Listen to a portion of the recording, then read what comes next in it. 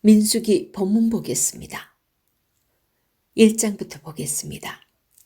이스라엘 자손이 애굽 땅에서 나온 후 둘째 해 둘째 달 첫째 날에 여호와께서 시내 광야 회막에서 모세에게 말씀하여 이르시되 너희는 이스라엘 자손의 모든 회 중 각 남자의 수를 그들의 종족과 조상의 가문에 따라 그 명수대로 계수할지니 이스라엘 중 20세 이상으로 싸움에 나갈 만한 모든 자를 너와 아론은 그 진영별로 계수하되 각 지파의 각 조상의 가문의 우두머리 한 사람씩을 너희와 함께 가게 하라.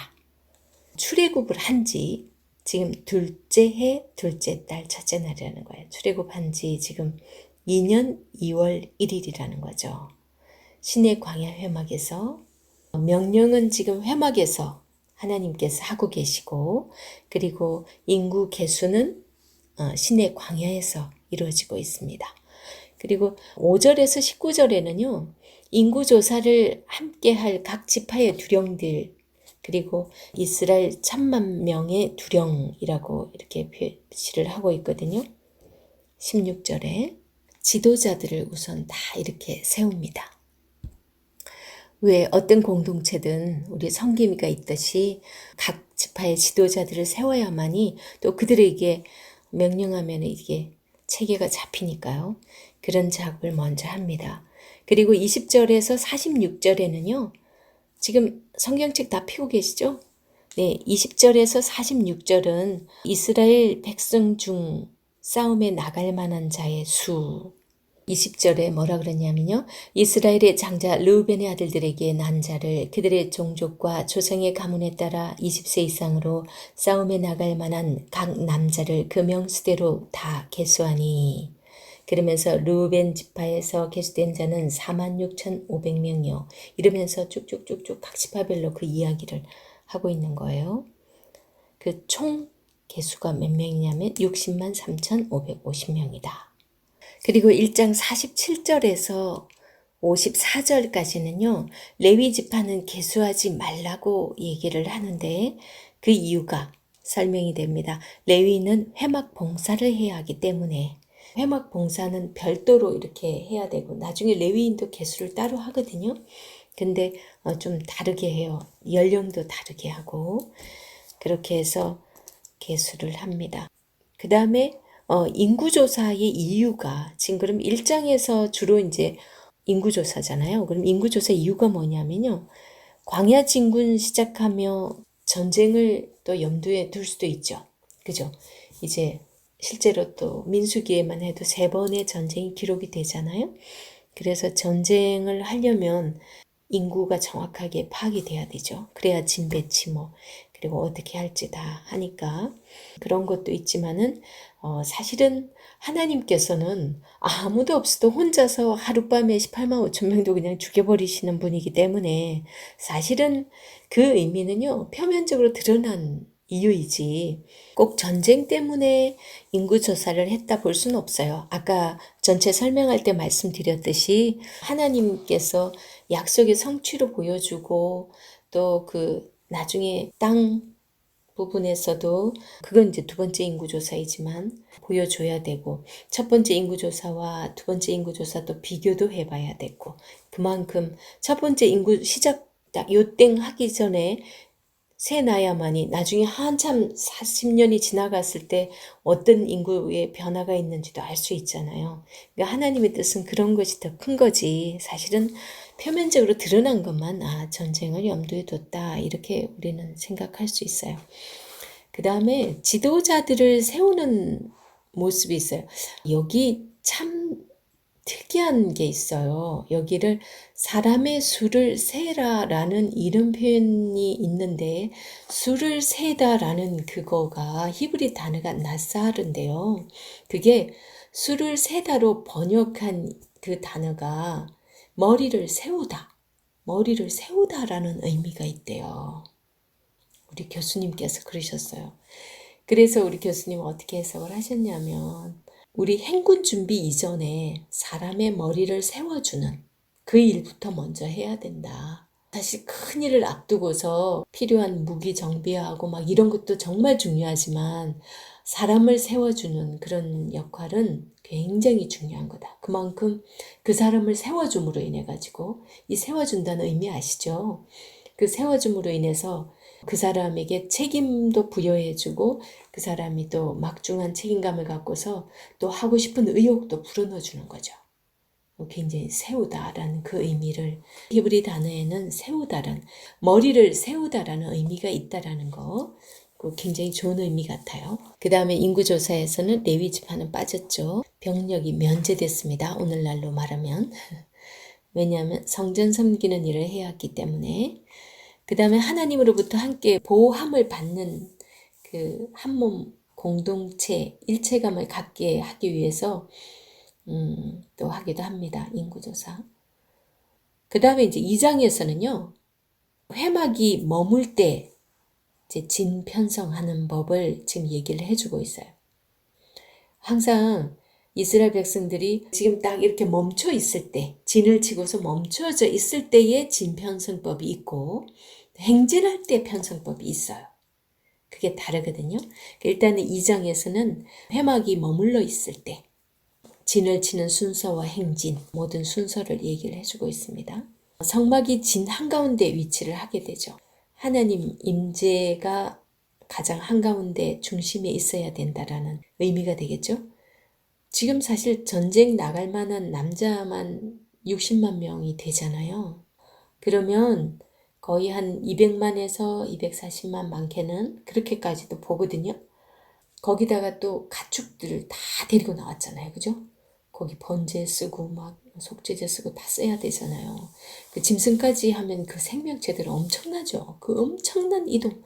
짐승들 먹이까지도 다 먹여야 되는데 그것들은 다 또 어떻게 했으며 또 그들이 또 응가도 했을 거 아니에요. 쉬하고 응가하고 이거 어떻게 다 처리했을까. 그것도 굉장히 걱정되더라고요. 어쨌든 하나님께서 하셨습니다. 근데 딱 이렇게 해줌으로 인해서 굉장히 일사불란하게 움직여야 했어요. 대열부터 쫙 말씀을 해줄 수 있기 때문에 자 멈췄을 때는 이렇게 하고 있다. 출발할 때는 누가 먼저 가고 막 그런 걸 다 말씀을 해주시는 거예요. 진의 지파별 배치를 보면 성막을 중심으로 하는데 근데 솔직히 굉장히 그 이해가 안 될 수 있어요. 광야를 진행할 때 법궤가 먼저 가요. 그 다음 동쪽 지파, 그 다음에 성막의 부품을 맡은 게르손, 무라리, 그 다음에 남쪽 지파, 그 다음에 성막 기구르면 고핫 자손, 그 다음 서쪽 지파, 북쪽 지파 이렇게 이제 진행은 하는데 근데 진이 회막 가운데 진치고 이제 배치하고 있을 때는 어떻게 하냐면요. 중심에는 성막 하나님이 궤가 딱 있어요. 거기 이제 동서남북으로 딱 진을 치고 있거든요. 근데 그걸 근데 그들이 바라보는 건 하나님 쪽을 바라봐야 되지 바깥을 바라보지 않아요. 굉장히 이상하지 않아요? 그 광야에서 만약에 적군이 오더라도 바깥을 바라보고 있어야 되잖아요. 그래야 적군이 오는지 알 수가 있지. 그런데 다 안을 바라보라고 하나님만 바라보라고 그래요. 그거 뭘 훈련시키겠어요? 광야에서도 적군들 오는 거 신경 쓰지 마. 나만 봐. 지금 그걸 말씀해주고 있는 거예요. 진편성이나 행진이나 모든 이런 거에서 하나님께서 가르쳐주고 싶은 거는 너희들 때문에 하는 거 아니야. 너희들 힘대로 이게 싸우는 거 아니야. 나만 보는 거야. 나만 바라보는 훈련을 지금 하고 있는 거예요. 그래서 미리 다 설명드렸는데 진배치와 행군 순서의 그 의미가 첫 번째는 각자가 맡은 역할은 다르지만 공동체를 이루어가는 다양성과 상호협력 부분을 알게 합니다. 그 다음 두 번째는 인구수에 따른 지파 간의 우열이나 서열이 아닌 하나님 안에서의 동등함, 하나님 중심에 다 하나가 된 그런 모습을 보여주고 있어요. 그 다음에 세 번째는 성막, 즉 하나님의 말씀을 중심으로 각자에게 주어진 것을 감당하면 되고 나머지는 다 하나님이 책임진다. 너희들 신경 쓰지 마. 이걸 이제 보여주고 있는 거예요. 이게 사실 그런 이야기이기 때문에 2장 굳이 읽을 필요가 없어요. 진편성과 행군 순서 이런 거라서 누구는 어디 쓰고 누구 지파는 뭐 동쪽 서쪽 남쪽에는 누가 쓰고 이런 것들이거든요. 이제 3장에서 5장은요. 레위인들이 지켜야 할 규례와 이스라엘 백성들이 지켜야 할 규례들을 말씀을 해줍니다. 오늘날로 따지면 예배와 삶에서 우리가 어떻게 해야 될지, 어떻게 거룩한 삶을 살아야 하는지 그런 말씀이라고 볼 수 있겠습니다. 그러면서 3장에서는 레위인들에 대한 임무와 규례입니다. 먼저 아론의 아들들에 대해서 말씀하시죠. 1절 여호와께서 시내산에서 모세와 말씀하실 때에 아론과 모세가 낳은 자는 이러하니라. 아론의 아들들의 이름은 이러하니 장자는 나답이요 다음은 아비후와 엘르아살과 이다말이니 이는 아론의 아들들의 이름이며 그들은 기름 부음을 받고 거룩하게 구별되어 제사장 직분을 위임받은 제사장들이라. 나답과 아비후는 시내 광야에서 여호와 앞에 다른 불을 들이다가 여호와 앞에서 죽어 자식이 없었으며 엘르아살과 이다말이 그의 아버지 아론 앞에서 제사장의 직분을 행하였더라. 그렇게 얘기합니다. 지금 이미 나답과 아비후는 다른 불을 들인 사건으로 죽었어요. 그 이후에 이제 레위인과 제사장의 역할의 중요성을 부각을 하기 위해서 또 죽으면 안 되잖아요. 그래서 일단 레위인들을 이제 인구조사에 빠지게 해놓고 그러면 너희들 왜 뺐는 줄 아냐? 그러면서 이제 그들이 할 일들에 대해서 말씀을 하고 있는 게 3장입니다. 이 부분은 좀 읽어드려야 되겠네요. 앞에 제가 지금 3장 1절에서 4절까지 읽어드렸습니다.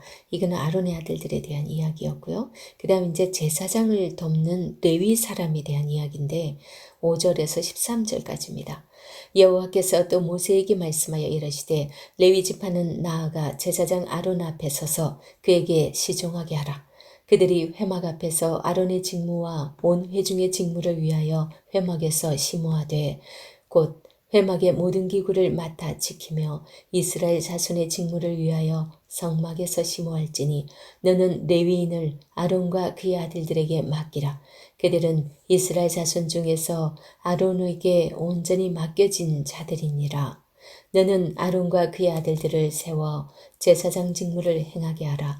외인이 가까이 하면 죽임을 당할 것이니라. 여호와께서 모세에게 말씀하여 이르시되 보라 내가 이스라엘 자손 중에서 레위인을 택하여 이스라엘 자손 중에 태를 열어 태어난 모든 마지를 대신하게 하였은즉 레위인은 내 것이라. 지금 이거 잘 보세요. 12절 보라 내가 이스라엘 자손 중에서 레위인을 택하여 이스라엘 자손 중에 태를 열어 태어난 모든 마지를 대신하게 하였대요. 왜 그럴까요? 자, 13절 마저 읽고 설명해 드릴게요. 처음 태어난 자는 다 내 것임은 내가 이게 바로 이유가 나옵니다. 내가 애굽 땅에서 그 처음 태어난 자를 다 죽이던 날에 이스라엘의 처음 태어난 자는 사람이나 짐승을 다 거룩하게 구별하였음이니 그들은 다 내 것이 될 것임이니라. 나는 여호와이니라. 6월절 기억하시죠? 그때 마지막 재앙, 10번째 재앙이죠. 장자 재앙에서 왜 이스라엘 사람들에게는 피가 문설주에 발린 사람들의 그 집은 6월 패스오버 그렇게 넘어간다고 그랬잖아요. 죽음의 사자가. 그래서 이스라엘 사람들의 집에는 장자 아무도 죽지 않았지만 애굽 사람들은 다 죽었어요. 그죠? 그래서 그때 이미 그 장자들은 다 죽은 자들이지만 하나님께서 특별히 구별해서 그들을 하나님께서 택했다라는 걸 말씀을 하세요. 그러면서 그 장자 대신에 그 레위인을 대신 내 일을 하게 해라. 그렇게 말씀하세요. 굉장히 특별한 방법을 하시는데요. 실제 그래서 레위인의 수를 세고 그 다음에 이스라엘의 장자 수를 싹 다 세보니까 이스라엘의 장자 수가 나중에 셉니다. 그랬더니 22,273명이 돼요. 이스라엘의 장자 수가 22,273명이 되거든요. 그렇게 됐는데 레위인의 수는 몇 명이냐면 173명이 모자라. 22,000명밖에 안 됐어요. 그래서 그 모자라는 만큼을 한 명당 5세겔씩 5세겔 곱하기 273 하면 1365세겔이 되는데 그만큼을 속전을 내게 하죠. 참 이런 거에서도 항상 하나님의 것을 정확하게 이렇게 구별하는 그런 걸 보여주십니다. 그러면서 레위의 아들, 그 게르손의 자손들, 고핫 자손들, 무라리 자손들, 그들이 각각 할 직임들이 다 정해져요.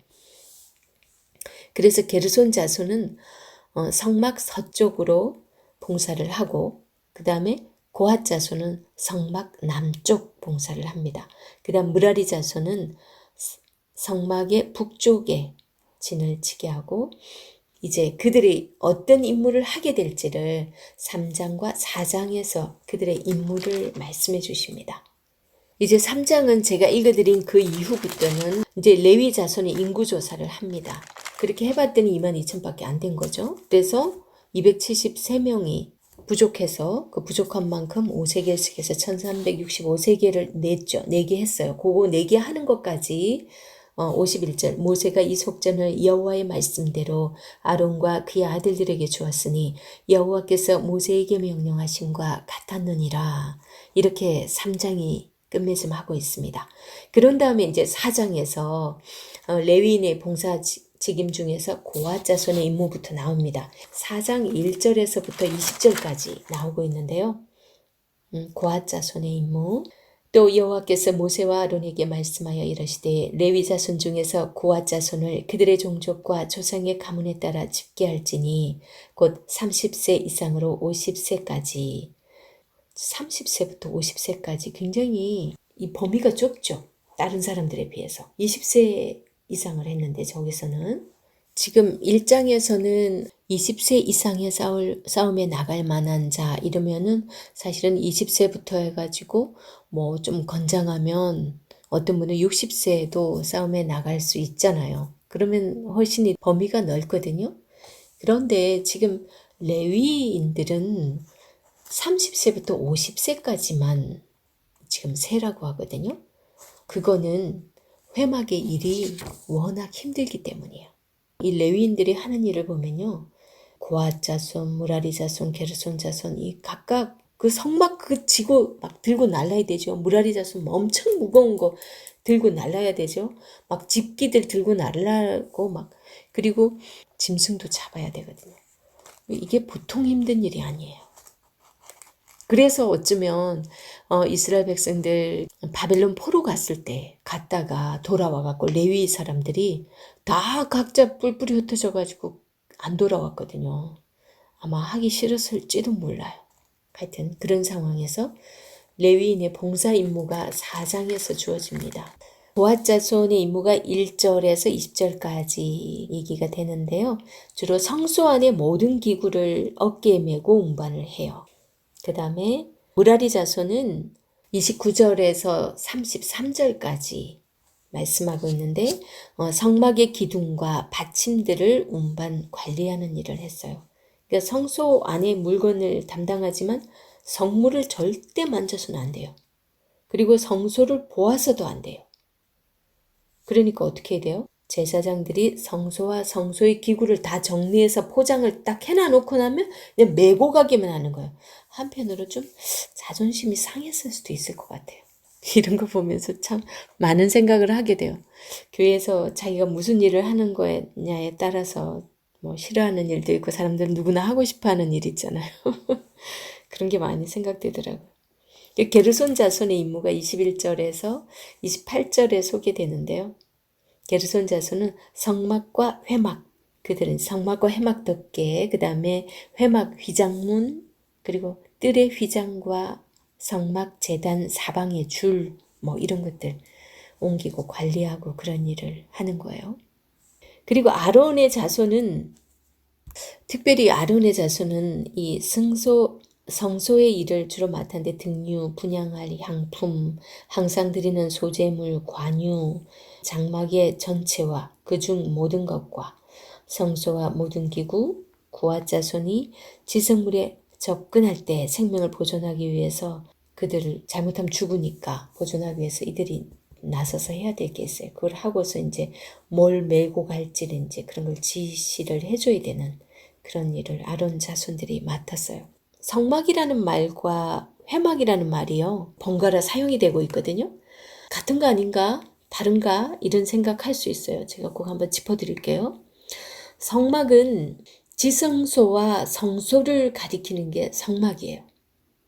지성소, 성소, 이거 다 합쳐서 성막이라고 그러는데 미시칸이에요. 히브리어는. 그 다음에 회막은요, 모임의 장소라는 뜻이기 때문에 그냥 전체 성막 전체를 얘기한다고 보면 돼요. 그러니까 조금 더 범위가 넓죠. 예, 오헬 모헤드. 이건 모임의 장막이니까 지성소와 성소만이 아니라 뜰도 있잖아요. 그런 것까지 다 포함해서 그게 회막인 거예요.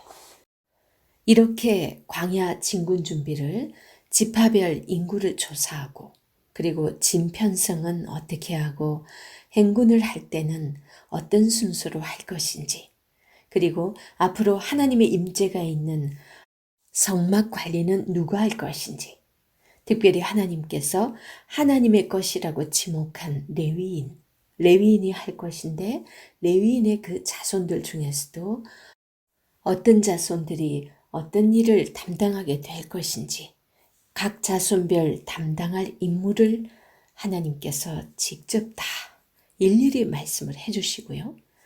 너무나 상세하게 하나님께서 친히 모세를 통해서 다 전달을 하게 합니다.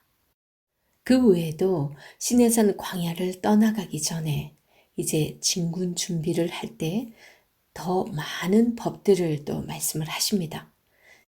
이제 4장까지 성막 관리에 대한 말씀을 끝내셨고요. 이제 여러 가지 또 법들을 주시는데 그것은 5장부터 보도록 하겠습니다.